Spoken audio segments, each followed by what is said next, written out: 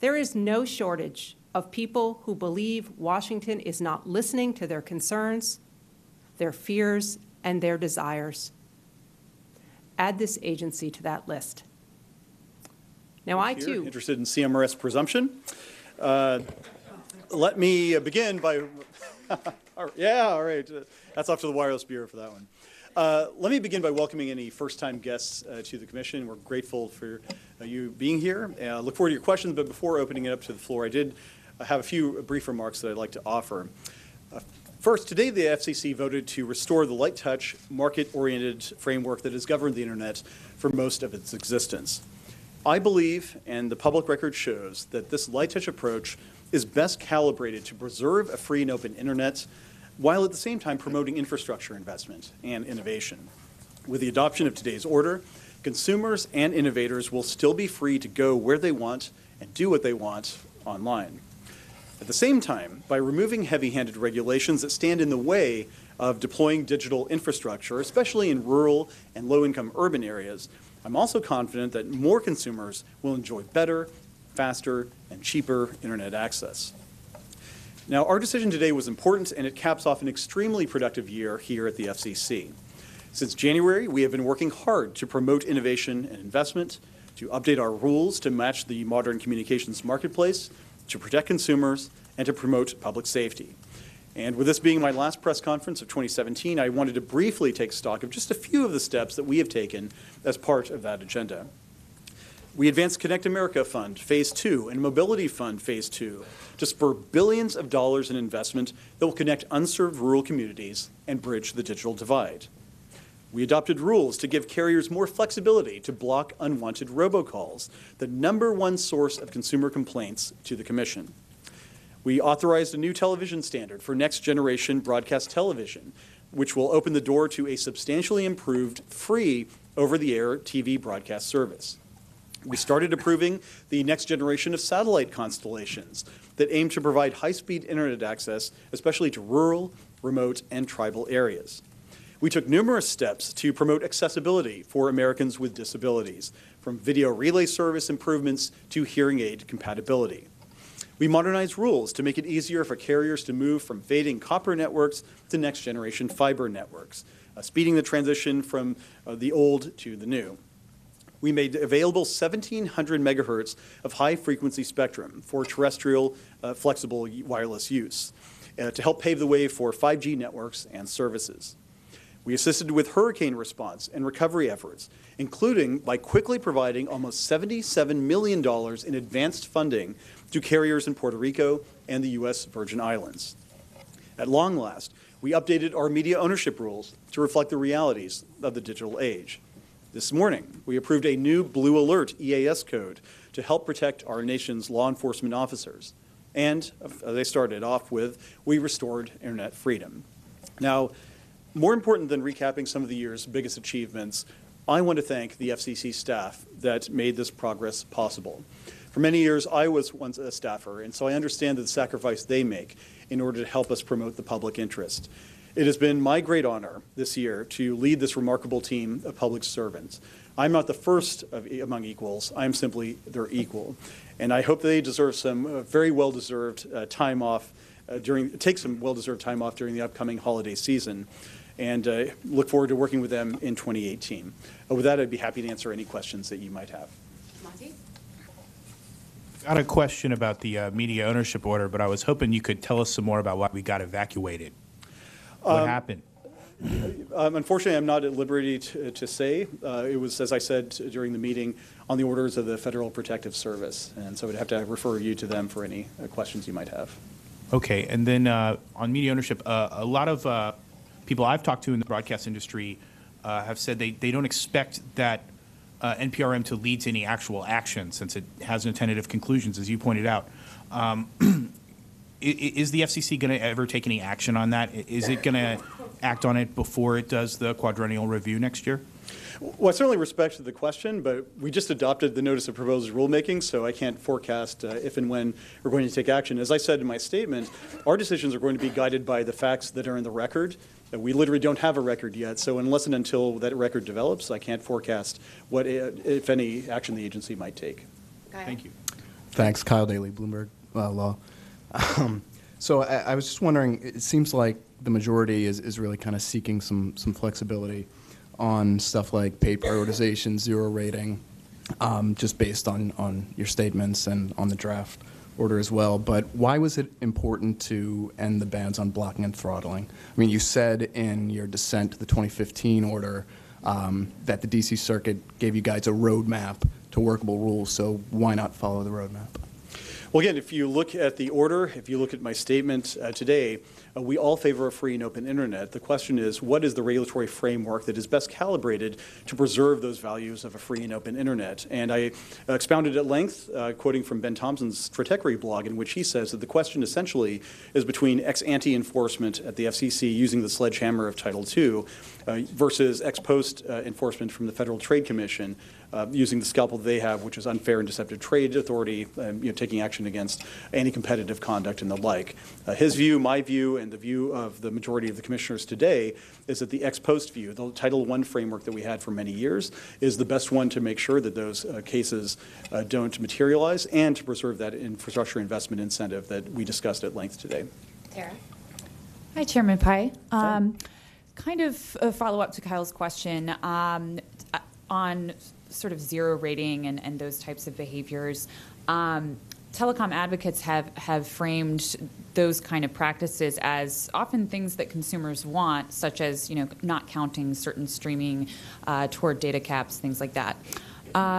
This seems to kind of maybe contradict or undermine the market forces idea around removing bans on blocking and throttling, which consumers theoretically don't want, therefore the ISPs won't engage in that behavior. I guess I'm asking what specific market forces would keep telecoms, keep ISPs from engaging in paid prioritization that consumers don't want?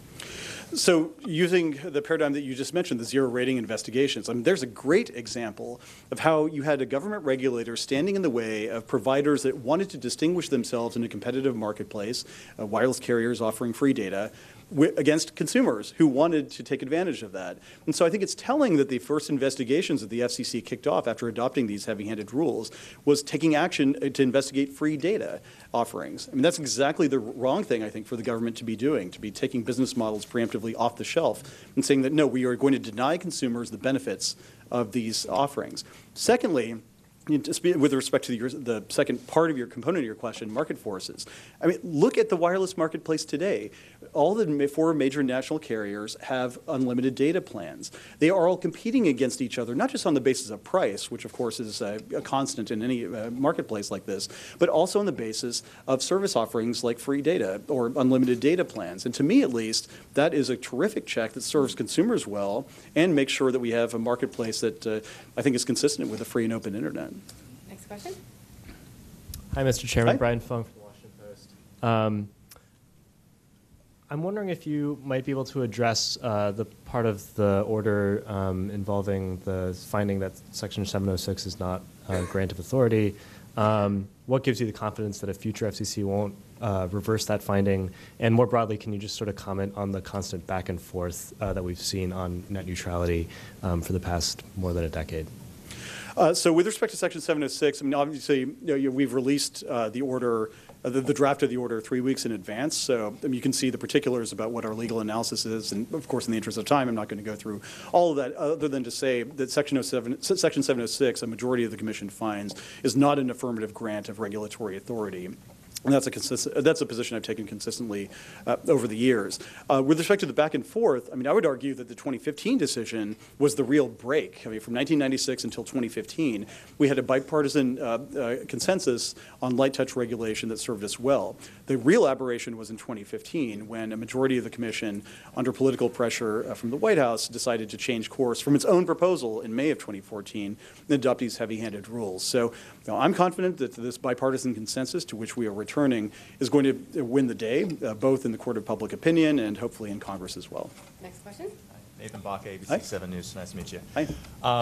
Regarding customer choice, specifically when it comes to the net neutrality regulations, could you talk to us about how customers will have the additional choice, especially when it comes to, you have some legacy carriers, the copper wire carriers like Spectrum and Comcast that have, in a sense, almost de facto monopolies in certain areas of the country. Many of the fiber optic networks, Verizon Fios, Google Fiber, don't have as much market penetration. What will today's action do to increase customer options? I think it's going to unleash a lot of investment in infrastructure. I gave the example in my remarks about some of the small providers that I have personally met with, your companies in Oklahoma, in Ohio, in Minnesota, in Montana, and other places. These are the companies that have told us on the record that these rules stand in the way of them building out their networks and reaching unserved parts of the country, or providing a competitive alternative to the bigger incumbents in other parts of the country. And so to me, at least, by taking these heavy-handed rules off the table, by establishing, once again, the bipartisan light touch approach that we had for almost 20 years, we're going to see a lot more competition. Secondly, this proceeding operates in conjunction with all of the other initiatives that I discussed earlier. You have the $4.5 billion plan to get 4G LTE to all parts of the country, the $2 billion Connect America Fund plan to get fixed broadband in more parts of the country, approving satellite constellations that can serve as an alternative to terrestrial providers, getting more spectrum into the marketplace so that the next generation of wireless companies can innovate, taking action on lowering the cost and the time frame in terms of getting pole attachments, which was the critical cost element, starting the Broadband Deployment Advisory Committee to make sure that we don't have, for example, federal agencies that are standing in the way by delaying or just having a moratorium on granting approvals. I mean, each one of these steps, I understand, is very much in the weeds and may not necessarily be the overall forest might be lost because of the trees, but over time, these initiatives are going to deliver a tremendous boost to consumers in the form of more competitive choice, and I think from an overall macro level, infrastructure investment is going to go up. Next question, Sarah. Hi. Hi. How long will the commission take to review the broadcast ownership caps, and then if you should decide to amend or eliminate them, about how long after that? Again, here too, I can't give a forecast. The item when it's released will have the comment cycles, which I can't remember off the top of my head. I would refer you to the Media Bureau for what that specifically is. But once the record is closed, we will, as we typically do, take a look at the facts in the record. And if there is a path forward that we can identify, then we'll take action. But I can't give you a specific date, I'm afraid. Sorry. Next question. Hi. Hi, Mr. Chairman. Brennan Bordelon from National Journal. Ahead of today's vote on net neutrality, there were several Republican lawmakers who called on you to delay the vote on the proposal. There were a couple others who came out publicly to say that they disagreed with your approach on net neutrality.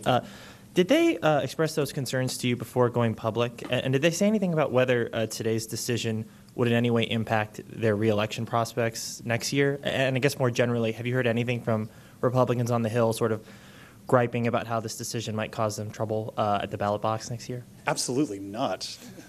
None Nothing. of that. No, I mean, no, not at all. And so, I obviously respect members of Congress on both sides of the aisle and both chambers of the Congress, but those kinds of electoral calculations are not have never been a part of our conversations. John, go ahead. John Hendel with Politico. Just wanted to quickly ask a little bit about FTC authority, given obviously there's been a lot of confidence that they're able to kind of take up the mantle of protecting the open internet after this, but there have been a lot of critics that have also pointed to the AT&T mobility case in court, and if there are any issues with FTC authority, if the court proceeds to kind of look at that and they have any struggles, would there be any scenario in which the FCC would look at reinstating any net neutrality protections? Obviously, maybe looking at different authorities or other things there, but if the FTC did run into trouble, what might happen then? Well, look, as a practice, I don't answer hypotheticals. You operate on the basis of the law at the time that you were making the decision. The law, as it stands today, is that the panel decision of the U.S. Court of Appeals for the Ninth Circuit has been vacated. It is not the law of the land or of the law of the Ninth Circuit. And so that's, as Commissioner Carr pointed out, I believe it was in his statement, or perhaps actually it might have been Commissioner O'Reilly, I don't remember which. That's the way forward is going to be the current law, which is that the FTC does have jurisdiction in this area. David, go ahead. Mr. Chairman, a two-part question. First, can you just explain when this will take effect after it gets published in the Federal Register? How was it, 60 days, 30 days? So for that, I would refer you to the Wireline Competition Bureau that can give you the specifics on the effective date. And secondly, you've heard, I'm sure, all of the litany of harms that your Democratic colleagues and others in Congress have suggested might arise from this. You know, small providers, others would be hurt by this. If those harms came to pass and market forces did not prevent those from happening, would you reconsider your decision today, or would you be confident that the FTC would be able to handle those harms? Two different points. The critical part of your question was the word might. And I think the fact that all of these harms that we were talking about are entirely hypothetical, they aren't manifested in the record, indicates that we took the right approach, which is ex post enforcement at the Federal Trade Commission, as opposed to preemptive ex ante regulation from the FCC. And I quoted at length, as you might remember, that the cost of unintended consequences, as pointed out by Ben Thompson in his Stratechery blog, are very compelling, that these regulations do in fact come at a cost. And you might not see immediately what the cost in terms of lost future innovation are, but we will in fact incur those costs. So we think the better approach, if those harms materialize hypothetically in the future, would be to have the FTC take careful, targeted action against any anti-competitive conduct by any internet service provider. Additionally, they have authorities that the FCC doesn't have. For example, they can order consumer refunds, which the FCC does not have the power to do. So we actually think the FTC is, in fact, the nation's premier consumer protection cop on the beat. Acting Chairman Olhausen has said that. President Obama's first FTC chairman, John Leibovitz, has said that. We are confident that that well-established tradition of consumer protection will carry going forward. Okay, Howard Besker, Communications Daily. Hello? I wanted to ask about something I wrote about today. You know, I was talking to some economists the last couple of days, some fairly eminent economists, and one thing that they were saying was that they had a concern that the economic analysis in the order, that rather than doing sort of objective analysis, that which mostly those who wrote the order looked at, found that the sort of the results that they wanted to pick up, and you were just mostly citing stuff that bolstered their conclusion. And it occurred to me that that could well be an institutional problem at some place like the FCC. But I just was wondering if you could respond to that, and also, can you give us an update on your efforts to create an economics office?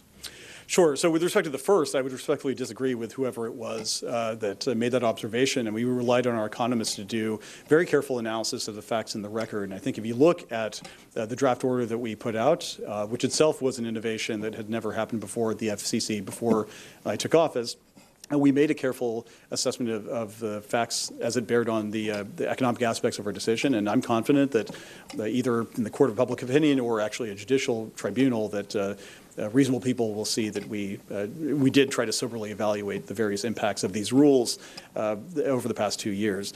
In terms of the update on the Office of Economic Analysis, we are still studying that issue. It's obviously a very complicated issue in terms of organizing that part of our function. So I don't have a particular time frame to give you, but it's something that remains under active study. Ted Johnson from Variety. Today there was a big media merger that was announced. I wanted to ask, during the campaign, Donald Trump said that he actually had concerns over media concentration. Do you have those concerns as well? Again, here, I just heard about, I literally only saw the headline about that deal being announced, so I can't make any comments about that specific transaction. And again, I would refer back to the comments I've made repeatedly, going all the way back to when I was a nominee for this position back in November of 2011, which is that we review every transaction through the lens of the public interest. Is the consummation of this transaction in the public interest? If not, are there merger-specific conditions that can be applied within the agency's authority to ameliorate those competitive harms? And you make the appropriate decision. How about in the marketplace in general? Do you think that, as it exists right now, there are problems with media again, here too, I'm not going to make any comments about the marketplace that could potentially be interpreted or misinterpreted to prejudge what we could or how we might evaluate a potential merger. We're going to move on to Margaret. Okay, thanks. Hey, Margaret McGill with Politico. There's been a lot of discussion about the economic impact of the 2015 rules. I want to ask you about, I guess, a suggestion you made in 2014 that 10 distinguished economists take a look at proposed regulations, and each commissioner would be allowed to pick 2 economists to kind of review the impact of the regulations.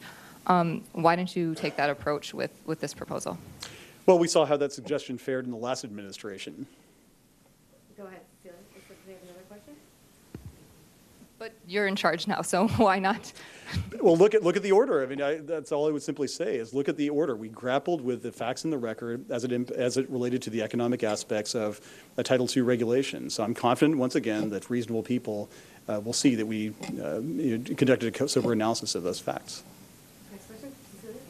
Immediately after the vote, there's some announcements of lawsuits that are planned, including from the New York Attorney General, who plans a multi-state lawsuit to reinstate the rules. There have been calls for challenging your decision in court on process as well as in content. What is your strongest legal defense, do you think, as you go forward? I'm sure you thought about that as you're writing these rules. I am shocked that people are going to challenge this decision in court. So obviously I don't want to prejudge the legal issues, which are very complex, and our able general counsel's office will handle that. But I think at a very high level, number one, in terms of substantive law, there's no question that what we did was lawful. If you look at the Supreme Court's decision in Brand X, the majority of the Supreme Court expressly said that the FCC has the ability to classify broadband internet access service as a Title I information service. If you look at what the opinion by Judge Srinivasan and Judge Tatel said in the concurring in the denial of a rehearing en banc in the D.C. Circuit, they expressly say that the Brand X court said that the FCC has the discretion to decide how the question of broadband internet access service classification should be decided. So I'm confident in terms of substantive law that we are fine. In terms of administrative law here too, we abided by the notice and comment procedures specified in the Administrative Procedure Act. We abided by the substantial evidence rule in terms of fishing out from the record those comments that meaningfully grappled with some of the proposals we teed up. And I believe it was at a Senate hearing earlier this year where I said, look, we are going to follow that substantial evidence test as expounded by the Supreme Court in the 1966 Consolo case. We have that quantum of evidence that a reasonable person would agree is sufficient to justify the conclusions reached by the agency. So both from substantive and administrative law perspectives, I'm very confident that our decision will be upheld. Yes, good afternoon, Mr. Chairman. Greg Wallace from CNN. Thanks for taking the questions. Thanks for coming. Yeah, thank you. Following on legal challenges, I'm sure you're aware of criticism of the Internet Freedom Net Neutrality decision from businesses, from consumer groups. I'm curious if you think you and your allies have not done a great job explaining how this will impact consumers and how this can help them. And I'm curious what you see going forward as your opportunities to message on this.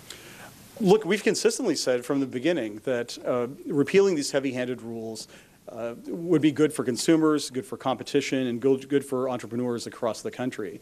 And you heard some of that today as well when I spoke about the fact that a lot of consumers, especially those who find themselves on the wrong side of the digital divide, their number one concern is about getting better access, getting more competition. Well, these Title II regulations take us in the opposite direction of that. And so part of the case we've tried to make, and we will certainly make it in the future, is making sure that we focus the agency's attention on the number one consumer preference when it comes to the internet, which is getting better, faster, cheaper internet access. As I said in response to an earlier question from, I think it was Brian, the decision we made today in conjunction with all of the decisions we've made this year all fit together in order to promote a much more competitive marketplace, one in which there's a massive incentive to invest in infrastructure. And I'm confident, as I said before, that we will have both the consensus values of a free and open internet and the infrastructure investment we need in order to bridge that digital divide and serve consumers well. Next question. Thank you, Mr. Chairman. Luke Barnes, Think Progress. You were in a video last night promoting net neutrality, a Harlem Shake video, and in that video, one of the extras or whatever was a video producer called Martina Marcota. Ms. Marcota has repeatedly advocated the Pizzagate conspiracy theorist, which I'm sure you're somewhat familiar with. Do you think it's appropriate for you to advocate net neutrality with someone who promotes baseless lies which have resulted in one case in a man almost perpetuating a mass shooting in the pizza parlor in D.C.? I'm not familiar with the facts you just outlined. I would refer you to the Daily Caller for any comment on that. You're not familiar with Pizzagate as a conspiracy? No, the person you identified. We're going to move on to the next question. Hi, Mr. Chairman. Todd Shields, Bloomberg News. The FCC identifies most homes, as I recall, in the last video competition report at least half, maybe more homes have no choice for a competitive broadband wireline provider.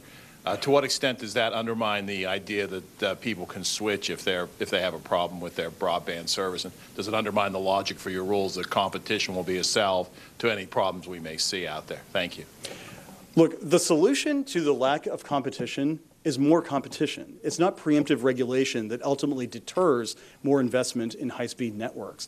And again, if you look at some of the companies, the smaller companies that most people have never heard of, the ones that are critical to providing a more competitive marketplace, those are the companies that have told us overwhelmingly that these heavy-handed rules stand in the way of them raising capital, deploying that capital to build networks, offering services to their customers. I mean, just look at the letter from the 19 municipal internet service providers. These are companies that are nonprofits owned by city governments. They themselves have told us that these rules prevent them from developing their networks out further by offering their customers more services. I personally visited both the Spencer Municipal Utilities, which I mentioned in my statement, and the Lorenz Municipal Utility, also in Lorenz, Iowa.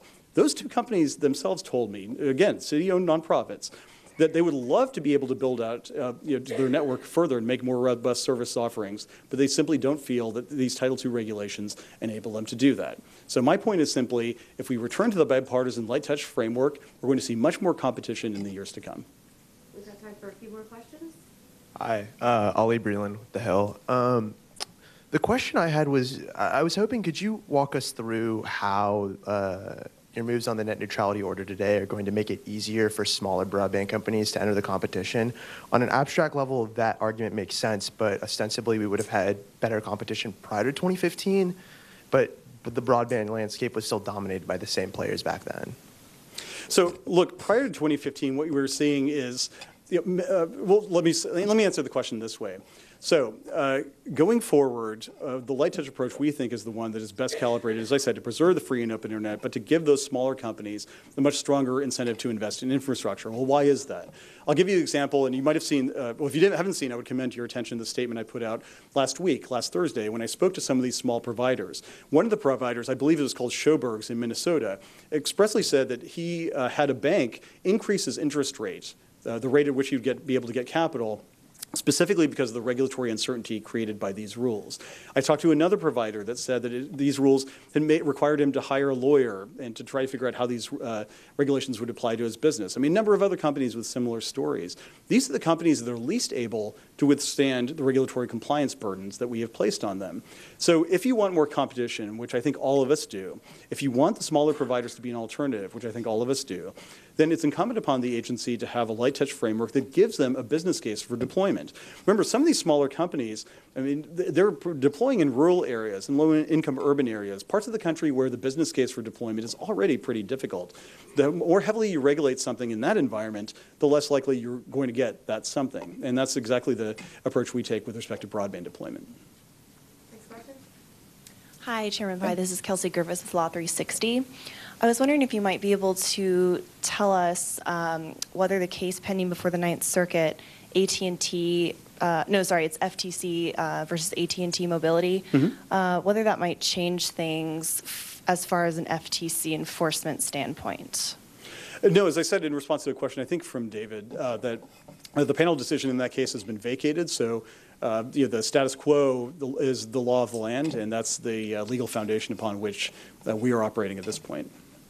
We'll make this the last question. Chairman Pai, Rick Weber, Insight Cybersecurity. If you can go back to the FTC and the memorandum of agreement, the draft that came out a few days ago, can you talk about implementation of that now that the order has been approved? What's the schedule of that MOU and what's the process? Sure. So it was a draft memorandum of understanding, as you probably saw, and now that the order has passed, I would imagine that the FCC and the FTC will execute that memorandum of understanding, and that our staffs will be able to collaborate going forward to ensure that the consumer protection and competition functions that are mentioned in that order are discharged appropriately. Okay. Thank you, everyone. Thanks, everyone. Happy New Year. We're going to transition to the Bureau press conference right now.